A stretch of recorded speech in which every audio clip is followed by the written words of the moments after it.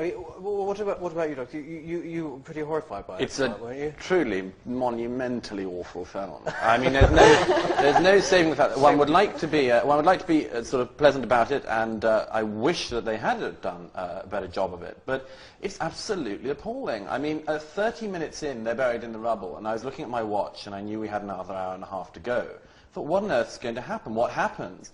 Are cringeworthy flashbacks, an incredibly ill-judged appearance of Jesus Christ with a water bottle for one of the men, which, I mean, it was just spine-crawling. And everything about the film struck me as misjudged. I was in America when it came out, and I remember noticing at the time that the reviews there were rather good, much better than they've been over here.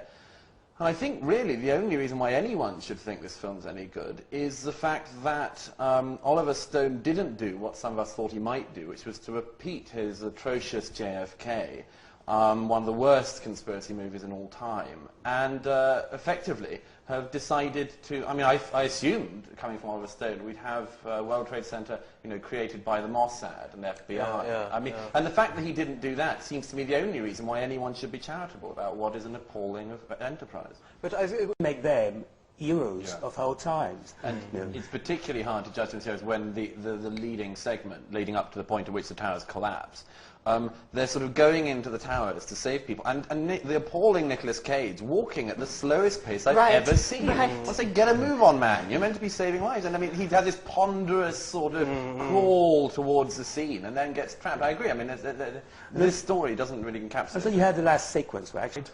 Having been tested in this movie, did that happen? The thing is that it seems to me that, I mean, some people have been saying too soon. You know, a lot of New York audiences say it's too early.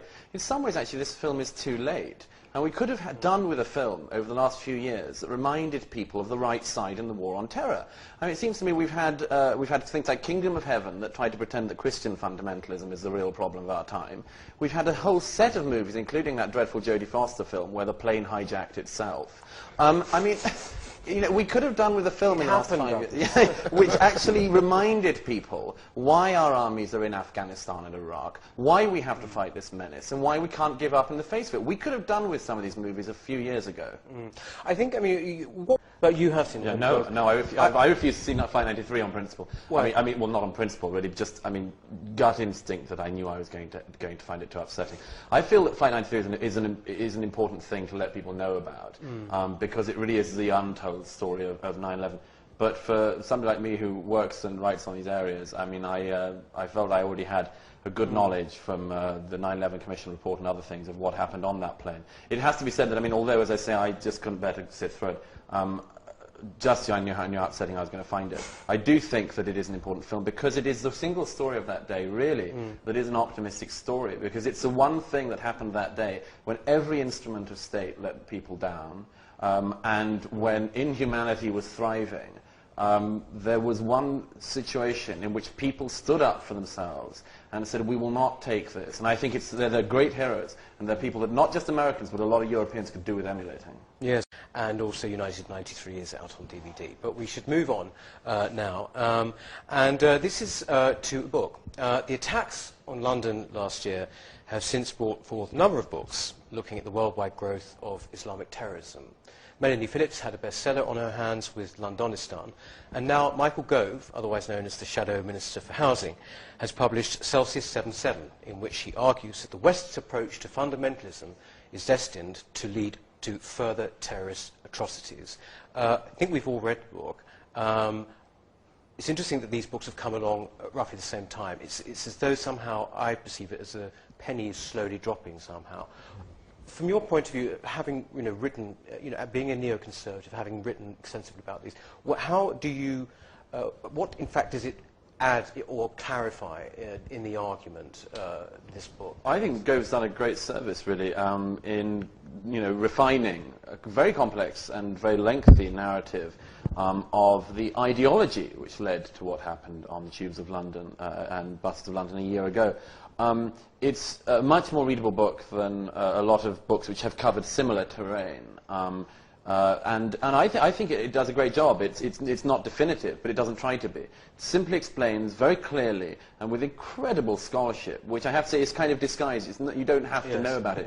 It condenses all of this into, about 150 pages, less than that in a small book. It's fantastic. Yes. Actually, on that point of scholarship, I actually wanted to point out, and it's probably, you might have heard, in the Sunday Times, William Dalrymple reviewed the book. Was it here. It's caused actually quite one of those little literary scandals, I suppose, because he actually criticised Michael Gove on rather strange grounds. It seemed to be rather scraping the barrel, that he didn't know any Islamic languages, and I think that he didn't know...